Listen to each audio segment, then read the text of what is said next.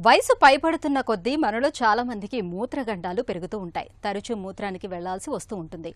మూత్రాన్ని ఆపుకోలేకపోతూ ఉంటారు. తరచూ మూత్రానికి వెళ్లాల్సి రావటం వెనుక షుగర్ జబ్బుతో పాటు మగవారిలో ప్రోస్టేట్ గ్రంథి పెరుగుదల కూడా ఓ కారణమే అంటారు డాక్టర్లు.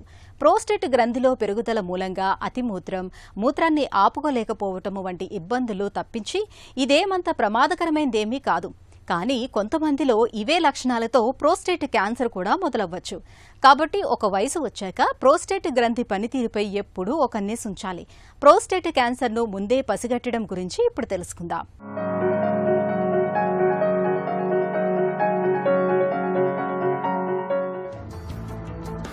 ప్రోస్టేట్ క్యాన్సర్ జీవితపు ఆఖరి మజిలీలో పురుషుల పాలిట ప్రాణాంతకంగా పరిణమిస్తూ ఉంటుంది. అయితే కొన్ని అనుమానిత లక్షణాలను గమనించటం ద్వారా ప్రోస్టేట్ క్యాన్సర్ను ముందుగానే పసిగట్టడం పెద్ద కష్టమేమీ కాదు.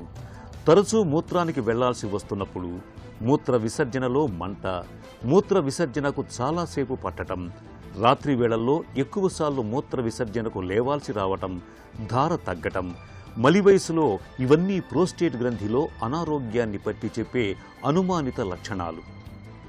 ఇలాంటప్పుడు తరచూ ప్రోస్టేట్ స్పెసిఫిక్ యాంటీజెన్ అనే పరీక్షను తరచూ చేయించుకుంటూ ఉండాలి.